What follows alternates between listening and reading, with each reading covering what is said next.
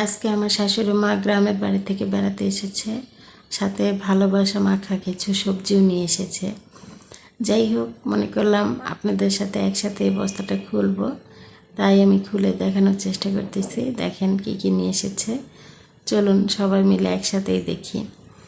আর একটি অনুরোধ করব, যারা এই পর্যন্ত ভিডিওটি দেখে ফেলেছেন তারা অবশ্যই একটি লাইক দিয়ে ভিডিওটি দেখা শুরু করবেন। আর এই দেখেন জাম ঘাস, পালং শাক, তো ফুলকপি একে একে আমি সবগুলো এখন বের করব সবজি। তো আপনারা কে কে এরকম টাটকা টাটকা সবজি খেতে ভালোবাসেন আমার মতো, অবশ্যই কমেন্ট করে জানাতে ভুলবেন না কিন্তু। আর গ্রামের বাড়ি থেকে আপনাদের জন্য কে কে নিয়ে আসে অবশ্যই বলবেন। যাই হোক, এই তো দেখেন মরিচগুলো কি নাইস, কালারটাও দেখেন অনেক সুন্দর। এখানকার মরিচের চেয়ে কিন্তু একটু আলাদাই হয় নওগাঁর মরিচ। তো এর আগে আমার শ্বশুর আব্বা নিয়ে এসেছিল, আমি আপনাদের বলেছিলাম যে দেখেন এইগুলো টিয়া কালারের হয়। তো এই দেখেন ফুলকপি, সবজিগুলো এত ভালো লাগতেছিল দেখতে, কাছ থেকে মনটা সত্যিই ভরে যাচ্ছিল। তাই মনে করলাম এরকম টাটকা টাটকা সবজি দেখলেও মন ভালো হয়ে যায়।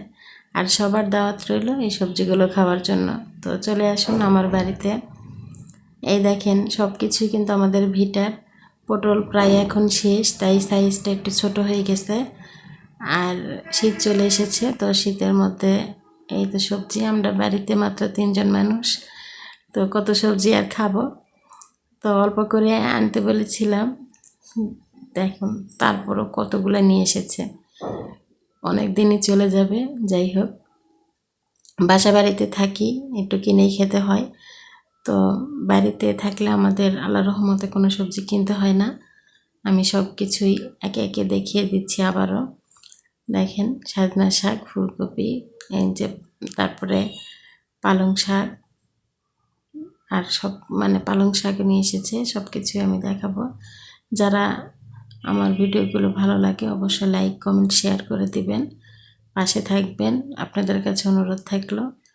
আর একটি কথা, আমার ইউটিউব চ্যানেলও আছে, যদি চান লিঙ্ক দেওয়া থাকবে, আপনারা ভিজিট করে আসতে পারেন।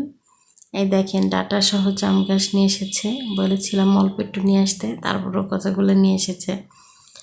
যাই হোক, দেখলেও তো মন অনেক সময় ভালো হয়ে যায় এরকম টাটকা টাটকা সবজি। যারা বাসা বাড়িতে থাকি আমরা দেখতেও পাই না। বাজারের পানি দেওয়া জিনিসগুলো আসলে খেতে ভালো লাগে না, তাই এরকম সবজি দেখলেও মনে হয় মনটা শান্ত হয়ে যায়। আর কি বলবো, তো সবাই সবজিগুলো দেখুন। আর এই গ্রামের বাড়ি থেকে এরকম ভালোবাসা মাখা জিনিসগুলো ভালোবাসার মানুষেরাই পারে পাঠিয়ে দিতে। তো নিয়ে এসেছে। আর আমার স্বামী একটু অসুস্থ, দেখার জন্যই মূলত এসেছে। দোয়া করবেন তার জন্য, সে যেন সুস্থ হয়ে যায় তাড়াতাড়ি। আর আপনাদের কাছে অনুরোধ, সবাই দোয়া করবেন। এই তো আসলো যখন, মনে করলো যে এই সবজিগুলো নিয়ে আসি। মরিচগুলো দেখুন কত সুন্দর।